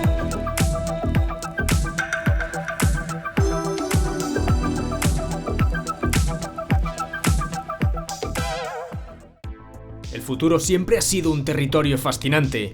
Nos atrae, nos desafía y nos aterra en igual medida. Hoy, en Revolución Científica, vamos a explorar cómo seremos en el futuro, desde un prisma científico, basándonos en los análisis de algunos de los grandes pensadores de nuestro tiempo. Nos adentraremos en la biotecnología, la inteligencia artificial, la evolución social y las posibles transformaciones de nuestra especie. Desde lo más cercano hasta lo más lejano, intentaremos responder a una pregunta que, aunque aparentemente simple, guarda profundas implicaciones. ¿Cómo seremos en el futuro? El futuro próximo, la transformación de nuestra vida cotidiana. En un horizonte cercano, las tecnologías que ya están aquí comenzarán a moldear nuestras vidas de formas más profundas. Ray Kurzweil, defensor del concepto de singularidad tecnológica, prevé que en las próximas décadas la inteligencia artificial se integre con nuestro día a día a niveles que ahora parecen ciencia ficción. Desde asistentes inteligentes hiperpersonalizados hasta prótesis neuronales que amplíen nuestras capacidades mentales, la línea entre humano y máquina se irá difuminando. Michio Kaku, físico teórico, anticipa avances en biotecnología que revolucionarán la medicina, terapias génicas, órganos impresos en 3D y tratamientos basados en nanotecnología prometen no solo curar enfermedades, sino también prolongar nuestra vida útil. Peter Diamandis, por su parte, añade que la longevidad se convertirá en un mercado global, con empresas compitiendo por ofrecer soluciones para vivir más y mejor. Evolución física y psicológica. ¿Qué cambios nos esperan? Los avances en biotecnología y la manipulación genética no solo mejorarán nuestra salud, sino que también podrían cambiar nuestra propia biología. Según Ricard Solé, la biología sintética podría permitirnos rediseñar nuestros cuerpos para adaptarnos a entornos extremos, desde el espacio hasta ecosistemas deteriorados por el cambio climático. A nivel psicológico, Donna Haraway sugiere que nuestra identidad se verá transformada por la integración con tecnologías. Si los implantes neuronales y las prótesis cibernéticas se convierten en algo común, ¿qué significa realmente ser humano? Según Wendell Bell, este cambio no será solo tecnológico, sino también cultural. Las ideas tradicionales de género, raza y rol social podrían cambiar radicalmente en una sociedad posthumana. El impacto social y laboral. Alvin Toffler, en sus estudios sobre el cambio tecnológico, predijo una tercera ola que modificaría por completo cómo trabajamos y nos organizamos. Estamos viendo ya los primeros signos. Automatización, inteligencia artificial y teletrabajo están transformando industrias enteras. Manuel Castells analiza cómo las redes digitales han creado una sociedad interconectada donde las barreras entre lo local y lo global se diluyen. En este nuevo contexto, la educación y la capacidad de adaptación serán claves, pero también surgirán tensiones. Daniel Einarity alerta sobre la necesidad de replantear nuestras instituciones para abordar los desafíos de la complejidad global, riesgos existenciales y ética del futuro. Sin embargo, no todo es optimismo. Nick Bostrom y Max Tegmark han señalado que, a medida que nuestras capacidades tecnológicas avanzan, también lo hacen los riesgos existenciales. La inteligencia artificial avanzada podría superar nuestras capacidades de control y la manipulación genética mal regulada podría generar desigualdades insalvables. Yuval Noah Harari, autor de Homo Sapiens y Homo Deus, advierte sobre la posibilidad de que las élites económicas accedan antes a tecnologías avanzadas, creando una brecha insalvable entre los mejorados y el resto de la humanidad. Estas transformaciones nos obligan a reflexionar sobre qué valores queremos preservar en un mundo donde lo posible podría no ser siempre lo deseable. Un futuro lejano, la evolución de nuestra especie. Si miramos más allá de las próximas décadas, nos enfrentamos a un horizonte aún más incierto. Según José Luis Cordeiro, la humanidad podría alcanzar un estado de inmortalidad biológica donde la muerte ya no sea una constante. Sin embargo, Ricard Solé y Jared Diamond plantean una pregunta inquietante. ¿Seguiremos siendo humanos en un mundo donde la evolución ya no está dictada por la selección natural, sino por nuestras propias decisiones tecnológicas? Michio Kaku visualiza un futuro donde podríamos colonizar otros planetas y convertirnos en una especie multiplanetaria, pero esto también plantea dilemas. ¿Cómo nos adaptaremos físicamente a entornos hostiles? ¿Qué tipo de sociedades formaremos fuera de la Tierra?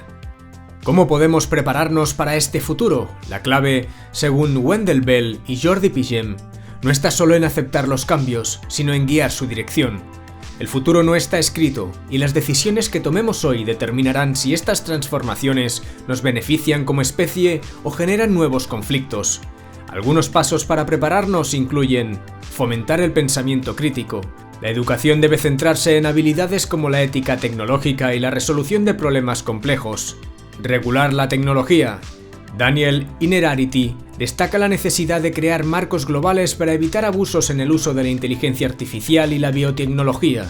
Equilibrar innovación y valores. Como dice Yuval Noah Harari, debemos asegurarnos de que el progreso técnico no nos haga perder de vista los valores que nos definen como humanos. El futuro es una ventana abierta llena de posibilidades, pero también de incertidumbres. Cómo seremos depende, en última instancia, de las decisiones que tomemos como individuos y como sociedad. La ciencia y la tecnología nos ofrecen herramientas increíbles, pero no debemos olvidar que el futuro no es solo una cuestión de avances, sino también de humanidad. ¿Seremos capaces de abrazar el cambio sin perder nuestra esencia? Esa es la gran pregunta que debemos responder, no solo con palabras, sino con nuestras acciones. Le explica un amigo a otro: me perdí una semana entera en la montaña y tuve que sobrevivir a base de mis propias heces. Pero no había frutos silvestres o algo. Es que a mí la fruta no... ¿Qué conecta a los seres vivos de formas que aún no comprendemos del todo? Existe un campo invisible, una especie de memoria colectiva que influye en cómo evolucionamos y cómo interactuamos. Hoy vamos a explorar la teoría de los campos morfogenéticos, una propuesta fascinante que desafía las ideas tradicionales de la biología y la física. Desde sus orígenes con Rupert Sheldrake hasta su impacto en el pensamiento contemporáneo, este es un viaje que nos invita a cuestionar los límites de la ciencia y la conciencia. El surgimiento de la teoría.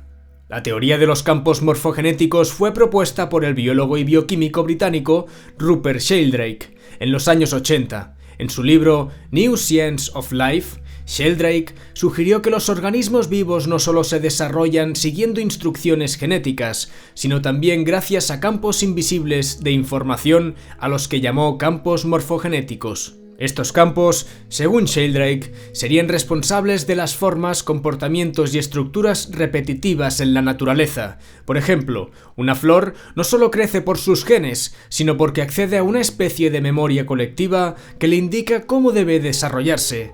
Esto implicaría que las leyes de la naturaleza no son inmutables, sino que evolucionan con el tiempo gracias a estos campos de influencia. Bases científicas y conexiones con otras teorías. Aunque la teoría ha sido muy controvertida, Sheldrake encontró paralelismos con ideas en la física cuántica y la filosofía de la ciencia. David Bohm, físico y colaborador de Einstein, defendía conceptos similares con su teoría del orden implicado, que sugiere que todo en el universo está interconectado de formas sutiles. Por su parte, Fritjof Capra, autor de El Tao de la física, exploró cómo las tradiciones filosóficas orientales y la física moderna podrían estar hablando de la misma realidad interconectada. Los campos morfogenéticos, según estos pensadores, serían una forma de entender esta conexión universal en el ámbito biológico. Experimentos interesantes relacionados. La teoría de los campos morfogenéticos no se limita a ser una idea abstracta. Algunos experimentos y observaciones han intentado ponerla a prueba. Aunque muchos de estos estudios son controvertidos, ofrecen perspectivas fascinantes sobre cómo la información podría transmitirse de formas no convencionales. El fenómeno del mono número 100. En Japón, monos macacos aprendieron a lavar patatas antes de comerlas. Sorprendentemente, este comportamiento pareció replicarse en otros grupos aislados, como si una memoria colectiva lo hubiera transmitido. Cristalización química. Se observó que una vez que un cristal de un compuesto químico se formaba en un lugar, otros cristales similares se formaban más rápido en experimentos posteriores, como si aprendieran de los anteriores. Ratas y aprendizaje. Estudios en laberintos mostraron que ratas en distintos lugares parecían aprender más rápido comportamientos ya practicados por otros grupos, lo que sugiere una posible conexión no física entre ellas. Telepatía en animales. Experimentos con perros mostraron que muchos podían anticipar la llegada de sus dueños incluso cuando regresaban a horas inusuales o en circunstancias no rutinarias. Pruebas humanas. Experimentos en reconocimiento de patrones sugirieron que una vez que una imagen o solución se popularizaba, otros grupos encontraban más fácil resolver el mismo problema. divulgación y perspectivas contemporáneas. Además de Sheldrake, autores como Lynne McTaggart y Bruce Lipton han explorado cómo los campos morfogenéticos podrían influir en nuestra vida cotidiana. McTaggart conecta esta teoría con experimentos cuánticos y el impacto de la conciencia humana en la realidad. Lipton sugiere que nuestras creencias podrían interactuar con estos campos, afectando nuestra salud y comportamiento.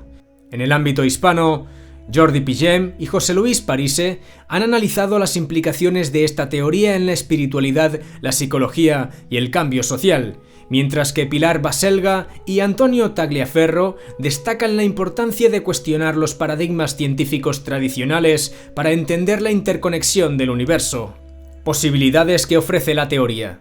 Si los campos morfogenéticos fueran una realidad, sus implicaciones serían transformadoras. Evolución acelerada. La adaptación y el aprendizaje podrían propagarse más rápidamente entre especies, cambiando nuestra comprensión de la evolución. Medicina y salud.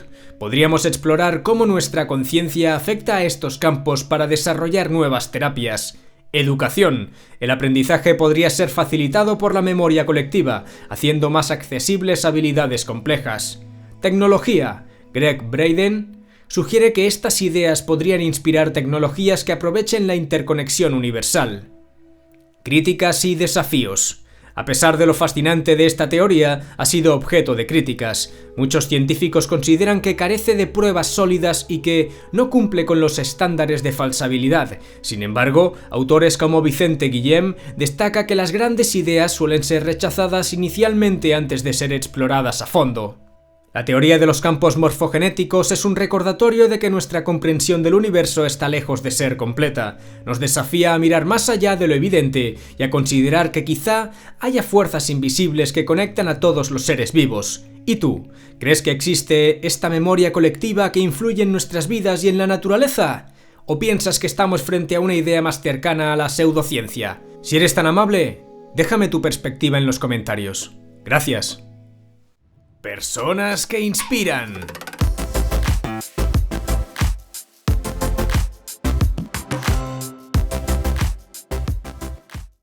Hoy vamos a rescatar del olvido a una figura fascinante de la historia, Alejandro Farnesio, estratega brillante, diplomático incansable y uno de los generales más destacados del Imperio Español. Su vida es un ejemplo de dedicación, inteligencia y visión. Sin embargo, como señala el historiador Henry Kamen, su figura ha quedado eclipsada en la memoria colectiva, a pesar de sus logros en el campo de batalla y en la política. En este recorrido por su vida y obra, descubriremos por qué Farnesio merece ser recordado como una de las mentes más brillantes de su tiempo. Los inicios de Alejandro Farnesio. Farnesio nació en 1545 en Roma, en el seno de una familia poderosa y ambiciosa. Su madre, Margarita de Parma, era hija ilegítima de Carlos V, lo que lo conectaba directamente con la dinastía Habsburgo, mientras que su padre, Octavio Farnesio, era duque de Parma y Piacenza. Esta mezcla de linajes le proporcionó una educación privilegiada y un profundo sentido de la política y la estrategia. Desde joven, Farnesio mostró una inclinación por las armas y el liderazgo. Fue educado junto a su primo Felipe II en la corte española, donde aprendió los valores de la lealtad y el servicio al imperio. Esta etapa temprana fue clave para forjar su carácter y preparar el camino para su carrera militar y diplomática. Su papel en las guerras de Flandes. El gran momento de Farnesio llegó en 1577, cuando fue nombrado gobernador general de los Países Bajos. Esta región era un hervidero de conflictos religiosos y políticos, y Farnesio asumió la difícil tarea de pacificarla. Aquí es donde brilló como estratega militar y diplomático. Como destaca Leon van der Hessen en su exhaustiva biografía, Farnesio combinó la fuerza militar con una hábil diplomacia. Reconoció que no bastaba con someter a las provincias rebeldes por la fuerza, era necesario ganar su lealtad. A través de acuerdos como la Unión de Arras en 1579, logró que las provincias católicas del sur se reconciliaran con el trono español. En el campo de batalla, Farnesio demostró una genialidad táctica que lo convirtió en uno de los mejores generales de su tiempo. Su victoria en la toma de Amberes en 1585, utilizando innovadoras estrategias de asedio, es un ejemplo clásico de su capacidad para adaptarse a las circunstancias y superar obstáculos aparentemente insuperables. Estratega en tierra y mar. Aunque Farnesio es conocido principalmente por sus campañas terrestres, su capacidad estratégica también abarcaba el ámbito marítimo. Fernando Riaño Lozano, en Los medios navales de Alejandro Farnesio, detalla cómo Farnesio utilizó las fuerzas navales para garantizar el abastecimiento y refuerzo de sus tropas en Flandes. Aunque nunca lideró directamente grandes flotas, entendió la importancia de la logística marítima en una época en la que los mares eran el teatro principal del poder imperial. Sin embargo, Farnesio también enfrentó limitaciones impuestas desde la corte española. Durante su gobierno en los Países Bajos, tuvo que lidiar con la escasez de recursos y los conflictos internos dentro del imperio, lo que dificultó sus planes militares. Crítica al olvido histórico de Farnesio y la educación española. El caso de Alejandro Farnesio no es único en la historiografía española. A pesar de sus logros, su figura ha quedado relegada al margen de los libros de texto y del imaginario colectivo. Como señala Henry Kamen en Poder y Gloria, mientras que los sistemas educativos británico o estadounidense elevan a figuras nacionales como Winston Churchill o George Washington al rango de héroes intocables, España parece empeñada en minimizar o ignorar a los grandes nombres de su historia imperial. ¿Por qué en nuestras escuelas apenas se menciona a Farnesio a pesar de ser un estratega que cambió el curso de la historia europea? Esta invisibilización no solo empobrece nuestra memoria histórica, sino que también priva a las nuevas generaciones de referentes positivos que podrían inspirarles. Se ha dado prioridad a personajes de otras culturas, lo que refuerza una percepción de inferioridad histórica en lugar de orgullo por nuestro pasado. La politización de la educación también juega un papel crucial. Los currículos educativos en España varían dependiendo del gobierno de turno, lo que deja a nuestros estudiantes atrapados en debates ideológicos que poco tienen que ver con su formación. Mientras que en otros países la educación histórica busca cohesión y un relato nacional sólido, aquí se priorizan enfoques fragmentados que diluyen los logros de figuras como Farnesio en disputas internas. Posibilidades para reivindicar su figura. Reivindicar a Alejandro Farnesio no significa idealizar el pasado, sino reconocer su importancia en la historia global. Incluir su historia en los planes de estudio permitiría a los estudiantes entender el papel de España como potencia mundial y la complejidad de su legado. Además, Farnesio es un ejemplo perfecto de cómo la combinación de diplomacia, estrategia y visión política puede superar obstáculos aparentemente insuperables. Autores como Luis de Carlos han intentado rescatar su figura para el público general, pero aún queda mucho por hacer para que personajes como Farnesio recuperen su lugar en la historia. ¿Por qué no dedicarle el mismo espacio en nuestras aulas que se le dedica a figuras extranjeras que, aunque importantes, no tuvieron el impacto directo que Farnesio tuvo en la Europa de su tiempo?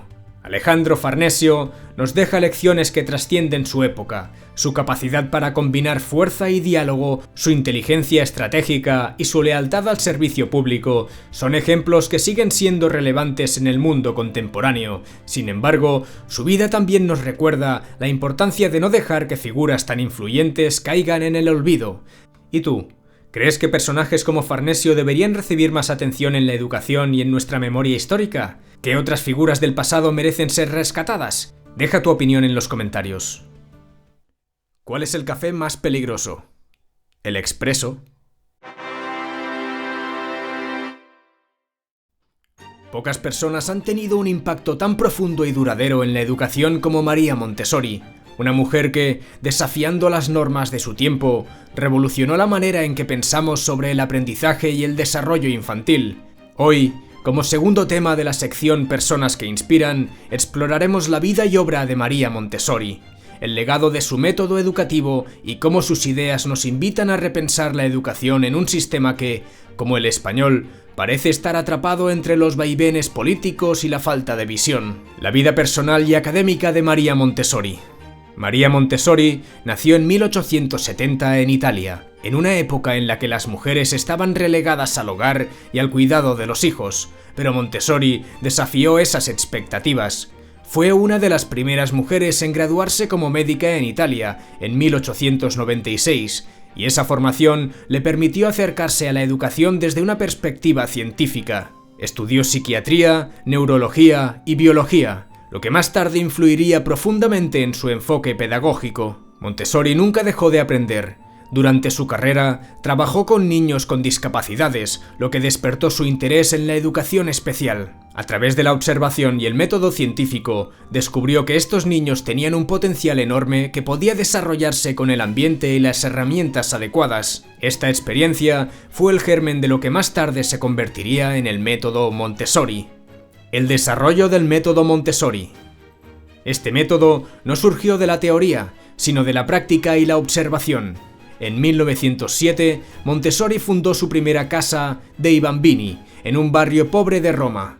Allí implementó un enfoque revolucionario: dar a los niños libertad dentro de un ambiente preparado, con materiales diseñados específicamente para fomentar la autoeducación.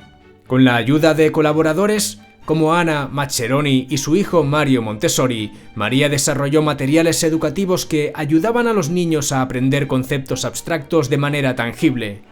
Helen Parkhurst, una de sus estudiantes, adaptó estas ideas al crear el Plan Dalton, mientras que Adelheid von Stockhausen llevó el método a Alemania, donde se convirtió en un pilar del sistema educativo alternativo. La idea central del método es simple pero poderosa: los niños no son recipientes que deben llenarse de información, sino seres con un potencial innato que necesitan un ambiente adecuado para florecer. Este enfoque, que combina libertad con la estructura, marcó una ruptura radical con los métodos tradicionales basados en la memorización y la obediencia ciega.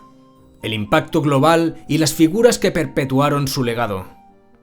El legado de María Montessori no se limita a su época ni a su país.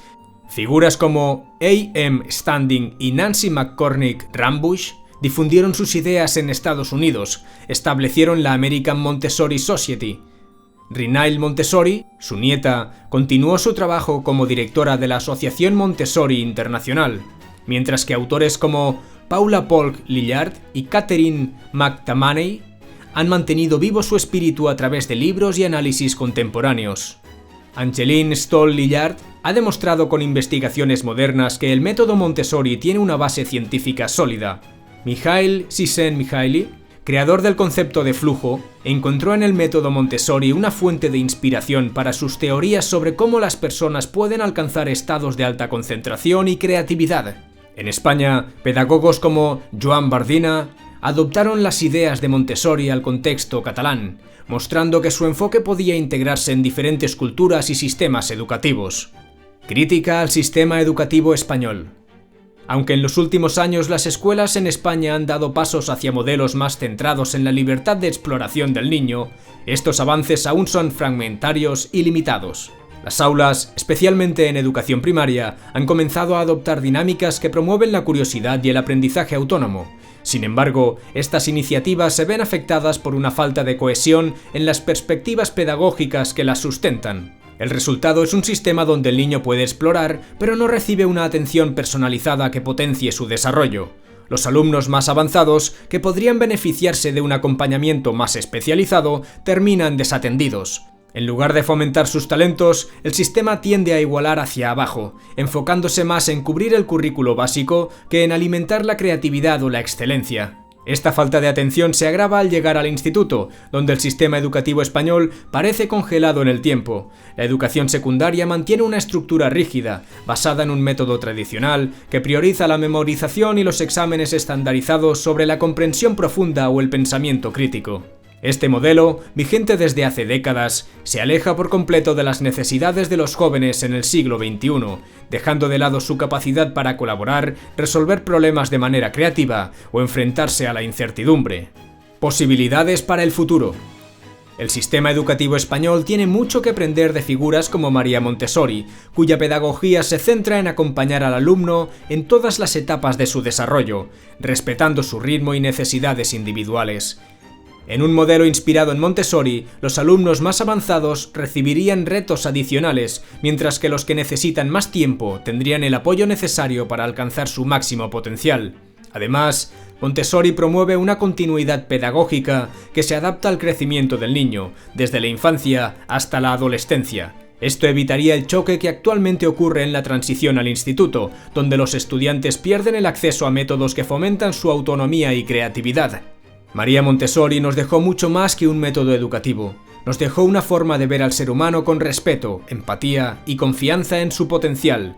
Su legado sigue vivo en miles de escuelas alrededor del mundo, pero su mensaje es universal.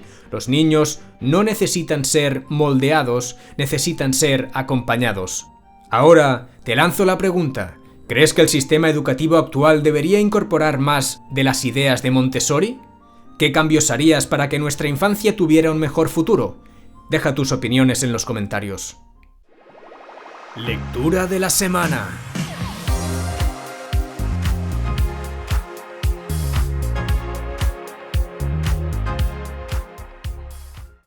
La integridad en San Manuel Bueno, mártir.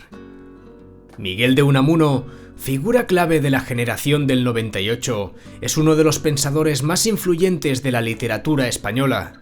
Su obra, marcada por la introspección y las cuestiones existenciales, aborda los dilemas más profundos del ser humano: la fe, la duda, la muerte y el sentido de la vida. En San Manuel Bueno, mártir, publicada en 1931, Unamuno nos sitúa en Valverde de Lucerna, un pueblo ficticio que sirve como espejo de las tensiones de la España de la época. A través de la historia de Don Manuel, un sacerdote venerado pero desgarrado por su crisis de fe, y de Lázaro, un escéptico que encuentra una causa en la religión sin compartir su espiritualidad, Unamuno explora el sacrificio personal y el compromiso con el bienestar colectivo. Hoy leeremos un fragmento clave que revela estas tensiones y las analizaremos desde una perspectiva histórica y contemporánea. Vamos con la lectura del texto.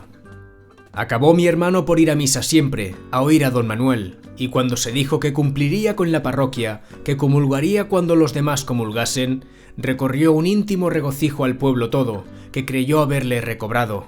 Pero fue un regocijo tan limpio, que Lázaro no se sintió ni vencido ni disminuido. Y llegó el día de su comunión, ante el pueblo todo, con el pueblo todo.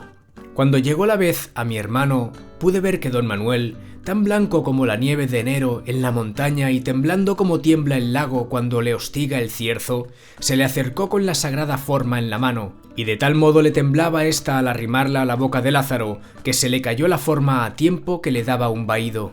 Y fue mi hermano mismo quien recogió la hostia y se la llevó a la boca. Y el pueblo, al ver llorar a don Manuel, lloró diciéndose: «¿Cómo le quiere?». Y entonces, pues era la madrugada, cantó un gallo. Al volver a casa y encerrarme en ella con mi hermano, le eché los brazos al cuello y besándole le dije: «¡Ay, Lázaro, Lázaro, qué alegría nos has dado a todos, a todos, a todo el pueblo, a todos, a los vivos y a los muertos, y sobre todo a mamá, a nuestra madre! ¿Viste? El pobre don Manuel lloraba de alegría. ¡Qué alegría nos has dado a todos!». «Por eso lo he hecho», me contestó. «¿Por eso? ¿Por darnos alegría? Lo habrás hecho ante todo por ti mismo, por conversión». Y entonces Lázaro, mi hermano, tan pálido y tan tembloroso como don Manuel cuando le dio la comunión, me hizo sentarme en el sillón mismo donde solía sentarse nuestra madre, tomó huelgo y luego, como en íntima confesión doméstica y familiar, me dijo: «Mira, Angelita, ha llegado la hora de decirte la verdad, toda la verdad. Y te la voy a decir porque debo decírtela, porque a ti no puedo, no debo callártela y porque además habrías de adivinarla y a medias, que es lo peor, más tarde o más temprano». Y entonces, serena y tranquilamente, a media voz, me contó una historia que me sumergió en un lago de tristeza. Cómo don Manuel le había venido trabajando, sobre todo en aquellos paseos a las ruinas de la vieja abadía cisterciense, para que no escandalizase, para que diese buen ejemplo, para que se incorporase a la vida religiosa del pueblo, para que fingiese creer si no creía, para que ocultase sus ideas al respecto, mas sin intentar siquiera catequizarle, convertirle de otra manera. Y cuando yo le decía: «Pero, ¿es usted el sacerdote el que me aconseja que finja?», él, balbuciente: «¿Fingir? Fingir no. Eso no es fingir. Toma agua bendita», que dijo alguien, «y acabarás creyendo». Y como yo, mirándole a los ojos, le dijese: ¿Y usted, celebrando misa, ha acabado por creer? Él bajó la mirada al lago y se le llenaron los ojos de lágrimas. Y así es como le arranqué su secreto. Análisis del texto, sacrificio, fe y compromiso. Este fragmento ilustra el núcleo filosófico de San Manuel Bueno, mártir, la lucha entre la verdad personal y el bien común. Don Manuel y Lázaro, aunque desde posturas diferentes, se convierten en aliados en la tarea de mantener viva la esperanza de su pueblo, sacrificando su integridad espiritual por un ideal colectivo. Don Manuel en su contexto histórico. Don Manuel encarna las tensiones de una España dividida en el inicio del siglo XX. En 1931, año de publicación de la novela, España vivía la llegada de la Segunda República, un periodo de intensos debates ideológicos donde la religión y el laicismo chocaban con fuerza. En este clima, Don Manuel es un símbolo de una iglesia que busca mantenerse relevante y consoladora frente al avance de la modernidad y la pérdida de fe. Su decisión de engañar al pueblo no es un acto de debilidad, sino de responsabilidad. Entiende que en una época de incertidumbre, la fe, aunque ilusoria, puede ser un refugio que dé sentido y cohesión a una comunidad enfrentada a las dificultades de la vida. El sacrificio de Lázaro, un compromiso ético. Lázaro, inicialmente crítico con la religión, representa a los intelectuales y progresistas de la época que buscaban un cambio social. Sin embargo, su interacción con Don Manuel lo transforma. Comprende que el verdadero valor no está en la creencia en sí, sino en su capacidad para unir y consolar a los demás. Su conversión, aunque pragmática, es un acto de amor hacia el pueblo y un reconocimiento del sacrificio de Don Manuel. En el contexto actual, Lázaro puede simbolizar a aquellos que, aunque alejados de la fe, valoran los principios de humanidad, solidaridad y comunidad que muchas veces la religión fomenta. Su comunión es un acto de compromiso ético más que espiritual. Una crítica contemporánea, la verdad y los valores en nuestra sociedad. En un mundo cada vez más polarizado y desconectado, este texto plantea preguntas que resuenan con fuerza en la actualidad. Vivimos en una era donde la verdad es objeto de disputa, desde las redes sociales hasta los discursos políticos.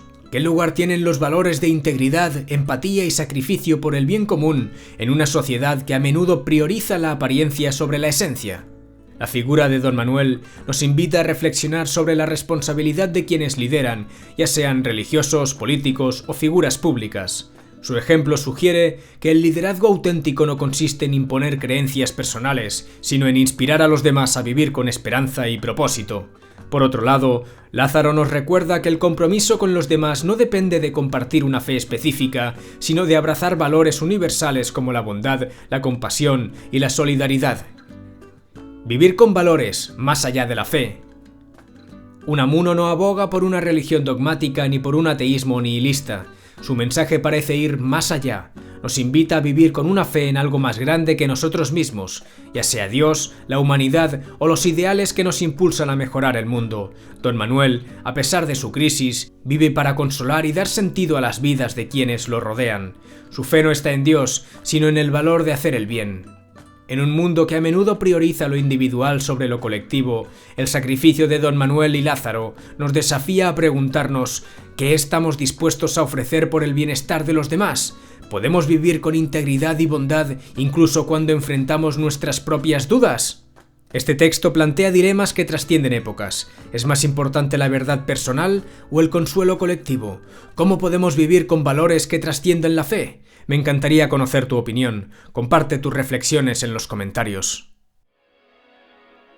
Bien, hemos llegado al final de este episodio. Ha sido un placer compartir contigo este tiempo de reflexiones, aprendizajes y temas que nos invitan a ver el mundo desde nuevas perspectivas. Espero que hayas disfrutado tanto como yo al prepararlo y grabarlo.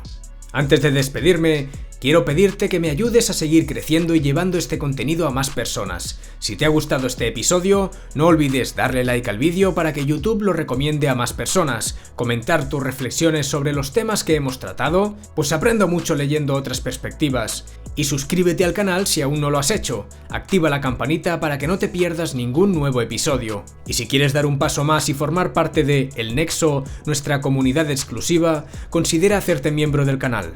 Por solo 2,99 al mes estarás apoyando este proyecto y accediendo a beneficios exclusivos como contenido anticipado, descuentos y mucho más. Puedes unirte fácilmente haciendo clic en el enlace en la descripción o visitando directamente el canal. Para cerrar, quiero aprovechar este momento para desearte una muy feliz Navidad y un próspero año nuevo. Que estas fiestas estén llenas de paz, alegría y buenos momentos con tus seres queridos. Gracias por acompañarme en este viaje, por tu apoyo y por formar parte de esta comunidad que, día a día, seguimos construyendo juntos. Nos vemos en el próximo episodio con más temas apasionantes. Cuidaos mucho y hasta pronto.